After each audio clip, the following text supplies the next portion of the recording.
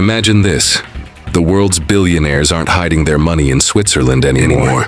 Not in Panama, not in the Cayman Islands. The real safe money capital of 2025 is Singapore. That's right, this tiny island nation, smaller than New York City, has quietly become the world's most powerful financial fortress. And here's the twist, it didn't happen through secrecy or shady deals. It happened by design. While the old tax havens crumbled under global crackdowns and scandals, Singapore built something smarter, a system so clean, so efficient it turned legality into the new loophole. In 2025, the rich aren't running from the law, they're working with it. And that's how Singapore became the safest, smartest place on earth to protect your money, without breaking a single rule. Chapter 1. The Death of the Old Tax Havens. For decades, if you wanted to hide serious money, the formula was simple: go offshore. You'd wire your funds to Switzerland, the Cayman Islands, or Panama. And just like that, your wealth became invisible.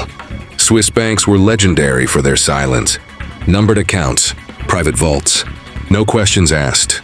Caribbean islands offered zero tax, and anonymous shell companies that could move billions in and out without anyone knowing who owned them. But that golden era didn't last forever. In the early 2010s, a global storm began to form. Governments realized that while the rich were hiding trillions, regular citizens were the ones paying the price. So they declared war on secrecy. The first big move came from the United States, a law called FATCA, or the Foreign Account Tax Compliance Act. It forced every foreign bank in the world to report American account holders, or risk being cut off from the US financial system. And since no bank could afford that, everyone complied. Then came the OECD, the world's tax watchdog, with a new global system called the Common Reporting Standard, CRS. Over 100 countries joined in, agreeing to automatically exchange financial data every year. In other words, if you had a secret account in Switzerland, your home country would now know about it. This changed everything. Overnight, the promise of offshore secrecy was gone. Banks in Switzerland, once the symbol of untouchable privacy, had to hand over thousands of client names. The Caribbean's sunny tax havens were blacklisted, pressured, and fined. Even Panama, after the massive Panama Papers leak in 2016, saw its reputation destroyed. For the first time in history, money had nowhere safe to hide. But here's the thing about wealth, it never sits still. It always finds the next safe harbor. And in that moment of chaos, when secrecy became a liability, one nation quietly positioned itself as the future. It didn't promise to hide your money. It promised to protect it. That nation was Singapore. Chapter 2. Singapore's rise as a financial fortress. While the old tax havens collapsed under global pressure, one small nation quietly rose from the shadows. Singapore, a place with no natural resources, no vast land, no oil, just trust. From the outside, it looks like a city of clean streets, modern laws, and endless skyscrapers. But behind that image is a financial system built with military precision. Unlike the Caymans or Panama, Singapore never tried to hide money. It did something smarter, it made money feel safe. Here you won't find secret vaults or anonymous shell companies. What you'll find is stability, political, legal, and economic. Zero capital gains tax, no inheritance tax, and a corporate tax rate that's low but not suspiciously low. It's not a place that bends the rules. It's a place that writes them in a way the world can't question. In the 1990s, as other offshore centers faced scandal after scandal, Singapore was quietly modernizing, building a financial ecosystem built on compliance, credibility, and global respect. Then came the 2010s, the age of the global crackdowns. When other countries were being exposed, Singapore was being trusted. It signed agreements, followed the rules, and at the same time built a tax structure so efficient that it became a magnet for the world's rich. By 2025, that strategy had paid off big time. Thousands of new billionaires, hedge fund managers, crypto founders, and old money families were parking their fortunes here, not in secrecy, but in security. Because in a world where every transaction is tracked, the smartest people don't hide their money anymore. They just put it somewhere no one questions. And that's why Singapore became the world's most trusted vault. Chapter 3. Why the ultra-wealthy are quietly moving their fortunes. Here's something Few people realize the world's billionaires aren't just investing in Singapore, they're moving to it. From Silicon Valley tech founders to old money European families, Singapore has quietly become the new command center for global wealth. And the numbers prove it.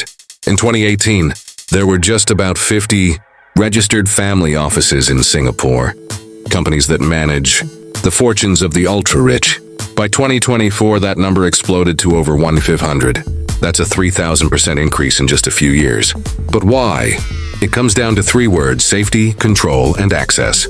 Safety because Singapore is one of the most politically stable countries in the world.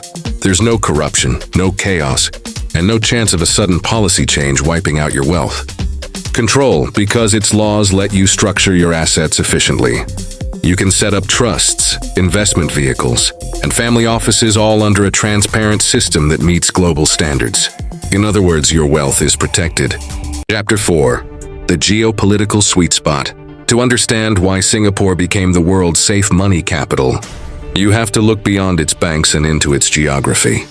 This tiny island sits perfectly between two worlds, the East and the West. And in 2025, that balance is more valuable than ever. Think about it. The United States and China are locked in a silent financial war, trade disputes, tech bans, currency rivalries. Every few months, tensions flare up. But while the two giants clash, Singapore stays right in the middle, neutral, stable and open for business. It's one of the only places where American bankers, Chinese investors, and European corporations can all meet and trust the rules.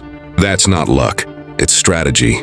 Singapore built its foreign policy like it built its economy, balanced, precise, and fiercely independent. It has close defense ties with the US, but deep trade links with China. It's part of Western banking systems, yet sits in the heart of Asia's growth zone.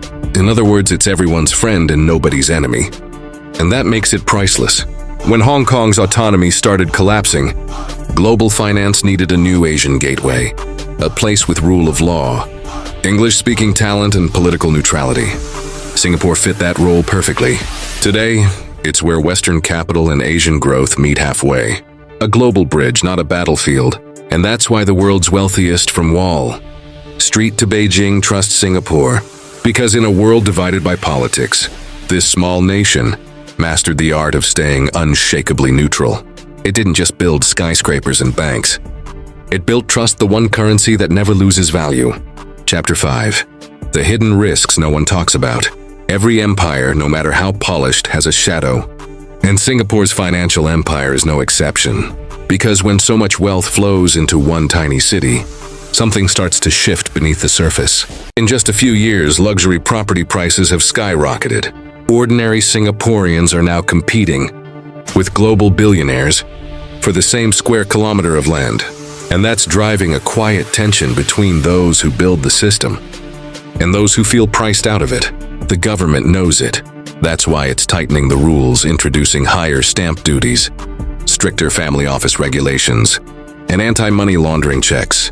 They don't want Singapore to become the next Panama Papers headline, because unlike the old tax havens, Singapore's success depends on reputation, not secrecy.